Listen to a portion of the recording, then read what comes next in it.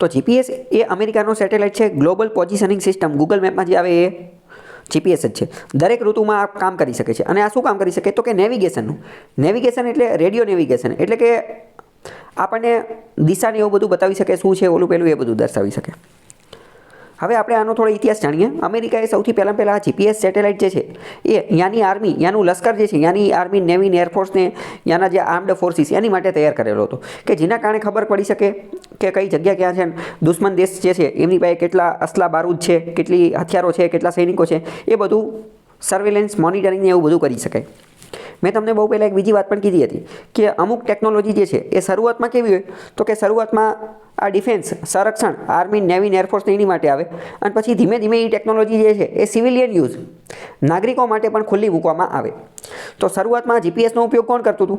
ખાલી લશ્કરના લોકો જ કરતા હતા. પણ પછી ધીમે ધીમે તો હવે ખબર પડી કે આનો તો ઘણી બધી જગ્યાએ ઉપયોગ થઈ શકે. આ વાત મેં તમને બહુ પહેલાં એક એ પણ સમજાવેલી હતી કે આ જે વસ્તુ જે છે ટેકનોલોજી, તો એનો તો ઘણી બધી જગ્યાએ ઉપયોગ થઈ શકે. એક ઉદાહરણ મેં તમને આપેલું હતું યુરેનિયમવાળું, યાદ હોય તો, રોકેટ બોયઝ મૂવીઝની અંદર એ ઉદાહરણ યાદ છે તમને? ઓકે. તો એ ઉદાહરણ શું હતું કે હોમી જહાંગીર ભાભા અને જવાહરલાલ નહેરુ એ બંનેની વચ્ચે વાત હતી, બરાબર? હોમીનું એવું કહેવાનું થતું હતું કે યાદ આવ્યું કે નહીં, બરાબર? હા, તો એનો મતલબ શું? રાઈટ. તો આ હેતુ ફેર, એટલે આ હું તમને એટલા માટે કહેવા માગું છું કારણ કે ટેકનોલોજીવાળો કોઈ પણ MCQ આવે ને તો આપણે એવું યાદ રાખવાનું કે એમાં મોટા ભાગના જવાબ સાચા જ હશે. જે માત્ર 1, માત્ર 2, માત્ર 3 તો ઓલમોસ્ટ બધા સાચા જ હોય, કારણ કે ટેકનોલોજી એવી વસ્તુ છે જે વેરી વર્સેટાઇલ, દરેક ફિલ્ડ, દરેક ક્ષેત્ર, દરેક જગ્યાએ એનો ઉપયોગ કરી શકાય, બરાબર? તો પહેલાં લશ્કર વાપરતું હતું, ધીમે ધીમે સિવિલિયન માટે વાપરતી હતી. તો હવે જીપીએસ કઈ રીતે કામ કરે છે? તો અમેરિકાએ જે છે એ આ જીપીએસ અંતર્ગત 24 ઉપગ્રહ, 24 સેટેલાઇટ જે છે એ ઉપર લોન્ચ કરેલા છે. અને આ 24 સેટેલાઇટ ભેગા થઈ અને આખી પૃથ્વીનું મોનિટરિંગ કરે છે, અવલોકન કરે છે, અને એના આધારે નકશાને એ બધું બનાવે છે. અને આ દરેકે દરેક 24 જે છે એનો દરેકે દરેક ઉપગ્રહનો કક્ષા ભ્રમણ સમયગાળો 12 કલાકનો છે. 12 કલાકની અંદર એ ગોળ ગોળ ફરે અને એના સિગ્નલ્સ, એના તરંગો જે છે એ પૃથ્વી ઉપર મોકલે. હવે આપણે જોયું એટલે જ તો એને રિમોટ સેન્સિંગ કહેવાય ને. રિમોટ એટલે દૂરથી રહીને, તો ત્યાંથી એ સિગ્નલ પ્રાપ્ત કરે, એ સિગ્નલને નીચે જમીન ઉપર મોકલે, ભૂમિ ઉપર. ભૂમિ ઉપર આપણે સેન્ટર બનાવવા પડે, એને કહેવાય ગ્રાઉન્ડ કંટ્રોલ સેન્ટર અથવા ગ્રાઉન્ડ કંટ્રોલ સ્ટેશન, કે જ્યાં એ બધા સિગ્નલ મોકલે અને પછી એના આધારે નકશાને બધું બનાવવામાં આવે, બરાબર? તો આ બધી વાત છે, એવી રીતે ગૂગલ મેપને એવું બધું કામ કરતું હોય છે. આપણે વાત કરીએ કે અમદાવાદમાં જે BRTSની અંદર જે સમય અને સ્થળનું સંચાલન એ આ જીપીએસથી જ કરવામાં આવતું હોય છે. અત્યારે આપણે ઘણી બધી વાર આપણે જોતા હોઈએ છીએ કે ટ્રેન ક્યાં પહોંચી, કે કોઈ પણ બસ ક્યાં પહોંચી, તો એ બધું આ જીપીએસના આધારે જ શક્ય બનેલું છે, બરાબર? મેટ્રો ક્યાં પહોંચી ને એ બધું. તો અત્યારે તો આ જીપીએસનો ઘણી બધી જગ્યાએ ઉપયોગ થાય છે. ચલો, MG નરેગાની અંદર આનો ઉપયોગ થાય છે. શું ખ્યાલ છે તમને?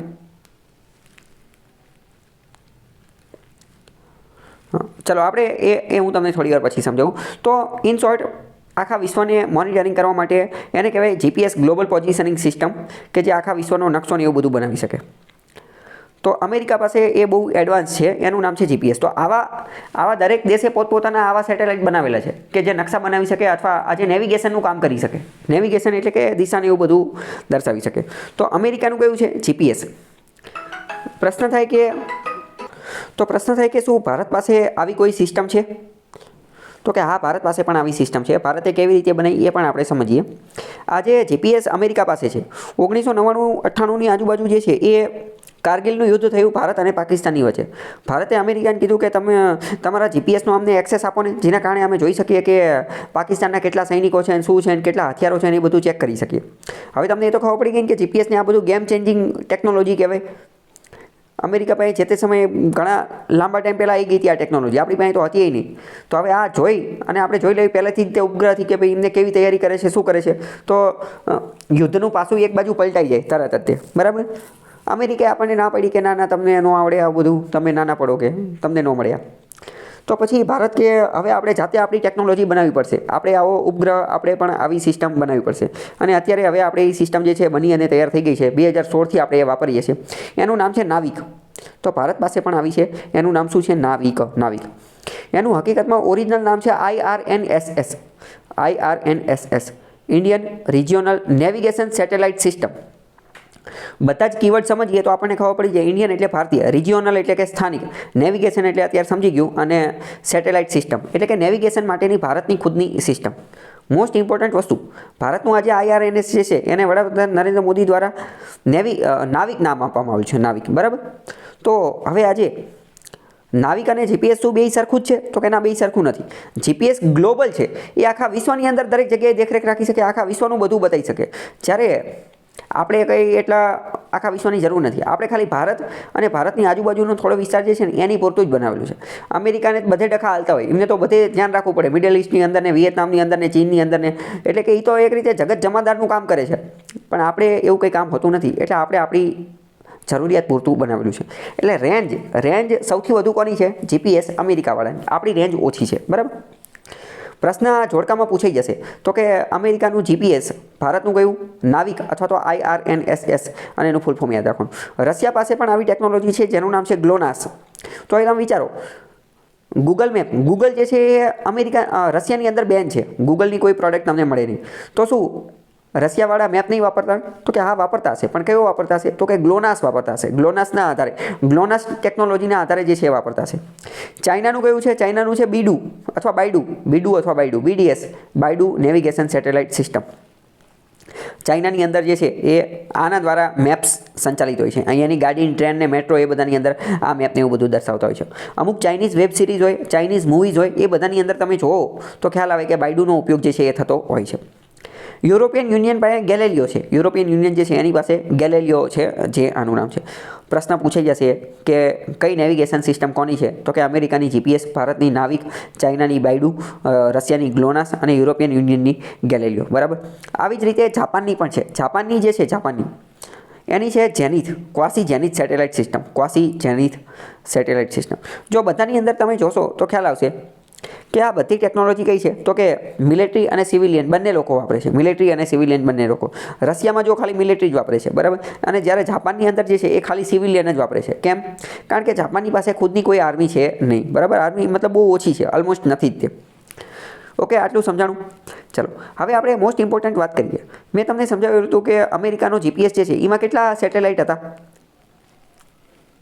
24 સેટેલાઇટ હતા. તો ભારતનું એની કરતાં નાનું છે, ભારતની રેન્જ ઓછી છે. તો વિચારો તમે, ભારતમાં કેટલા સેટેલાઇટથી આ બનાવેલું હશે?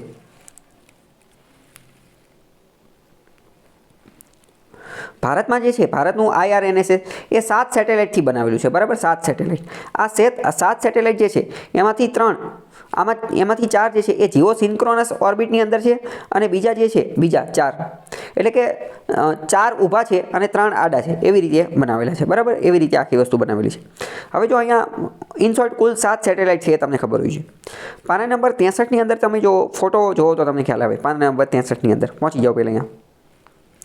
તો જો આ આખી વર્ક કેમ કરે, એક ગ્રાફિક દ્વારા સમજવામાં આવેલું છે કે આ ભારત છે. બરાબર. તો ભારતની ઉપર આ ઉપગ્રહ જે છે આવી રીતે આંટા મારતા હોય તો એનો દાયરો જે છે એ નીચે પડે એટલે ખ્યાલ આવી જાય. જો આપણે 7 સેટેલાઇટ છે તો એમાંથી 3 જીઓ સિન્ક્રોનસ, તો આ 1, 2 અને 3 એ આડા છે. બરાબર. અને જ્યારે એના સપોર્ટમાં બીજા 4 છે.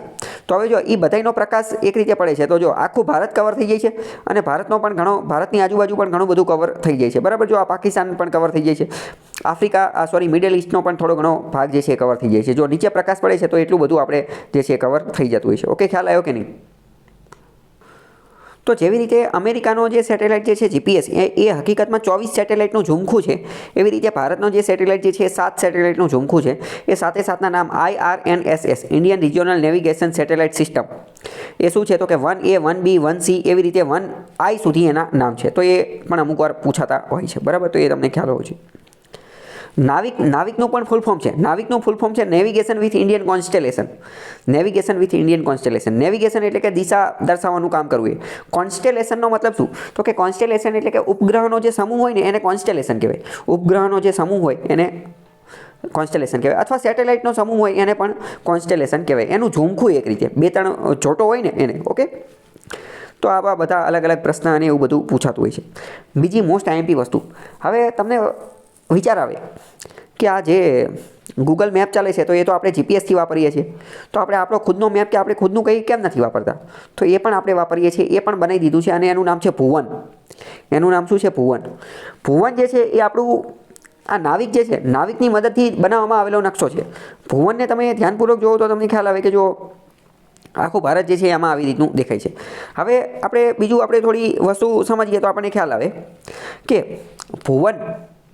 આપણે ભુવનનો ઉપયોગ કરીએ અને જીપીએસનો ઉપયોગ કરીએ તો વધારે એક્યુરેટ કયું હશે? તો કે વધારે એક્યુરેટ આપણું ભારતવાળું ભુવન હશે. કેમ? કારણ કે આ ભુવનને તો આપણો જે છે એ તો ખાલી ભારતને જ ફોકસ કરવાનું છે, જ્યારે ઓલાને તો આખા વિશ્વને ફોકસ કરવાનું છે. એટલે બરાબર. તો આવી બધી વાત છે, આ તમને ખ્યાલ હોવો જોઈએ. આટલામાં કંઈ ડાઉટ હોય તો બોલો.